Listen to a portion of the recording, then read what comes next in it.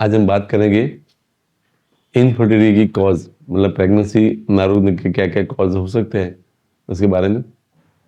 तो what is infertility, यानी कि अगर हस्बैंड और वाइफ साथ में रहते हैं तो 1 साल के बाद 12 मंथ के बाद भी अगर उसको प्रेगनेंसी नहीं रुकती है, या अगर पेशेंट की एज 35 से ज़्यादा है तो उसका time duration is around 6 month.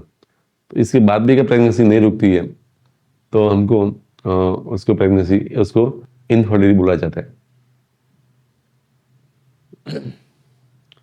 तो व्हाट इज इनफर्टिलिटी? पेशेंट अपनी तरफ से पूरी कोशिश कर रहा है, डिस्पाइट दैट अगर उसको प्रेगनेंसी नहीं रुकती है तो it can be divided into 2 part, primary infertility और पेशेंट को कभी एक भी प्रेगनेंसी नहीं रुकी है, और सेकेंडरी इनफर्टिलिटी यानी कि पेशेंट को एक बार प्रेगनेंसी रुकी है और बाद में उसको नहीं रुक रही है, that is called the secondary infertility. तो infertility affect the about the 10 to 15% couples over the world wide, 10 से 15% पेशेंट की तकलीफ रहे।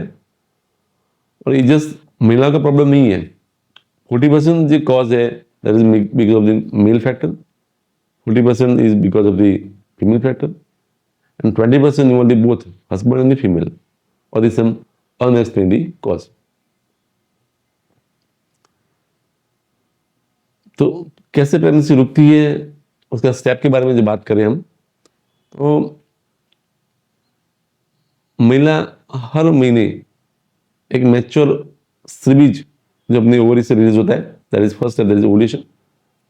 दूसरे स्पर्म प्रोडक्शन, तो हस्बैंड को भी मेल को भी हेल्दी एंड मोटाइल स्पर्म उसको होना चाहिए।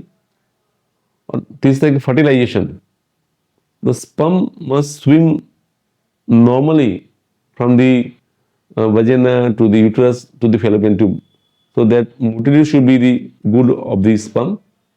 Last is the implantation, तो मतलब जो फर्टिलाइज एग होता है, जो बीज बनता है, that must attach to the lining of the uterus. तो any problem of this, any of this cause stage can lead to infertility. तो पहले हम देखेंगे महिलाओं में क्या क्या कॉज हो सकते हैं। तो may be some problem in the ovulation, सीबीज अच्छी तरह से रिलीज नहीं होना। दूसरा कॉज है फैलोपियन ट्यूब। तीसरा है यूट्रस यानी कि बच्चेदानी। और चौथा है मतलब लाइफस्टाइल फैक्टर।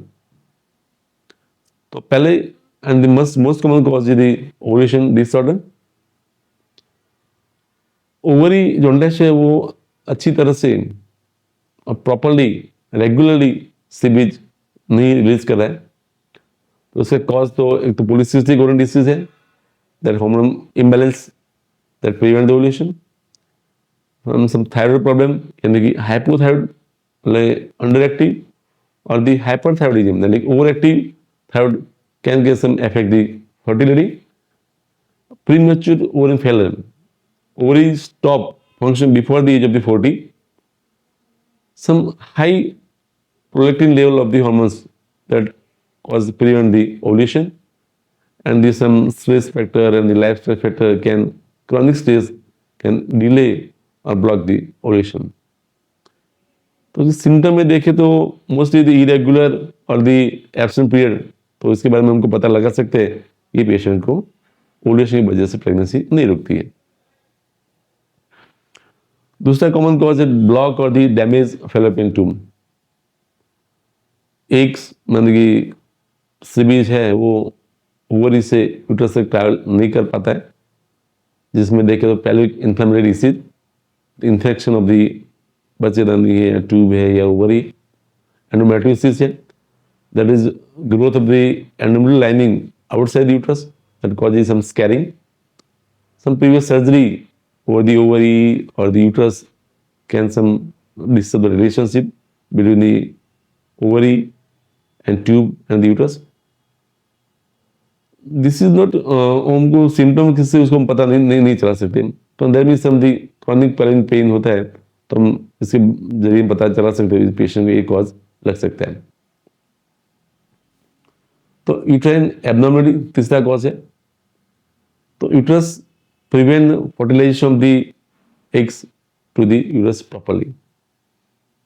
तो ऐसे पेशेंट को मासिक समस्या ज़्यादा रहती है या रिकरेंट मिसकैरेज हो जाता है बार बार, तो यूट्रस में कोई गांठ है, यूट्रस में कुछ पोलिप है एंडोमेट्रियम में, या यूट्रस में बीच कुछ दीवार जैसे दैट इज सेपरेट यूट्रस, और दी कंजेनल कुछ यूट्रस में कुछ डिफेक्ट है, दैट इज यूनिकॉर्नर यूट्रस और बाइकॉर्नर यूट्रस और orchid uterus, that prevent the implantation of the fertilized eggs.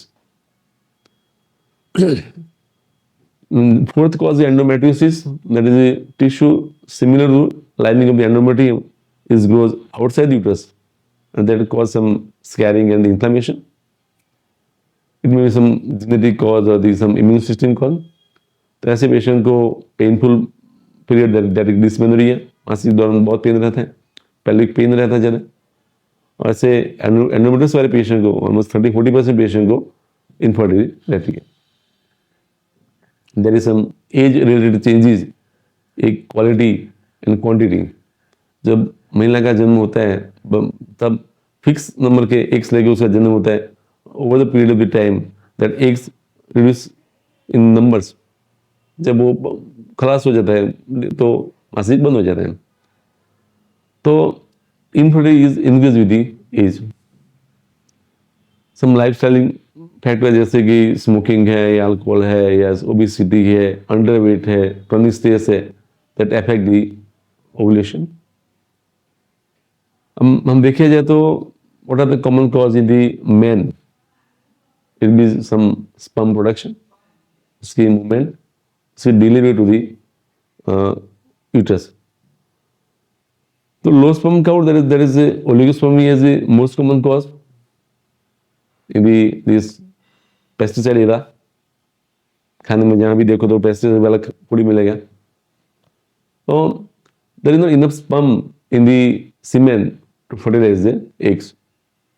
तो वेरिकोसिल है, दूसरा इन्फेक्शन है, और सेक्सुअल इन्फेक्शन है, यूरिनरी ट्रैक्ट इन्फेक्शन है, हार्मोन का कोई इम्बैलेंस है जैसे लो टेस्टोस्टेरोन है, the alteration in FSH and LH, exposure to some heavy metals, radiation है, chemical है, lifestyle कुछ change है जैसे स्मोकिंग या अल्कोहल है, इसकी वजह से भी उसको काउंट थोड़ा कम रहते हैं. दूसरे poor sperm motility, that is asthenospermia. तो sperm cannot swim properly to reach the egg. Sperm have to move, travel from the uterus to reach the fallopian tube to fertilize the worm. So if sperm की कुछ structural abnormality है, इसकी tail is defective है, कुछ infection वजह से कम होती है, या कुछ heat stress लेने की वजह से भी उसको sperm की motility थोड़ी कम होती है. तीसरा है teratogenic, यानी कि abnormal sperm shape. तो स्पर्म का हेड का भाग है, बॉडी या टेल का एब्नॉर्मल है, making harder to penetrate fertilize the egg. Genetic cause हो सकता है, हाई टेम्परेचर की वजह से, कोई स्ट्रेस की वजह से भी उसको ऐसा कॉज हो सकता है. तो analysis of the sperm will evaluate all this factor. तो अच्छी तरह से हम सीमेन का एनालिसिस करें, उसमें क्या क्या कॉज हो सकते हैं उनको पता चल सकता है. Fourth cause is ejaculation cause. तो sperm cannot release during intercourse. तो retrograde ejaculation, तो sperm को जो वजाइना में जो ejaculation होना है, इसकी वजह से वो retrograde, यानी कि वो ब्लैडर में बैक उसका ejaculation होता है, तो ऐसे कंडीशन को बोलता है retrograde ejaculation. तो ऐसे केस में absent of the sperm होता है. दूसरा erectile dysfunction, और some injury or surgery or the prostate or the bladder neck can cause the ejaculation issue. Some hormonal imbalance in the men, like pituitary में कुछ मैक्रोआर्टरी adenoma है या माइक्रोआर्टरीनोमा है, या क्लाइनफेल्टर सिंड्रोम है जेनेटिक, तो मैन है सम एक्स्ट्रा एक्स क्रोमोसोम, तो ऐसे केस में इनफर्टिलिटी रहता है. सम लाइफस्टाइल फैक्टर जैसे कि स्मोकिंग है, अल्कोहल है, टाइट क्लोथिंग है, ओबेसिटी है, उसकी वजह से भी इसको मेल में कभी कभी इनफर्टिलिटी रहती है.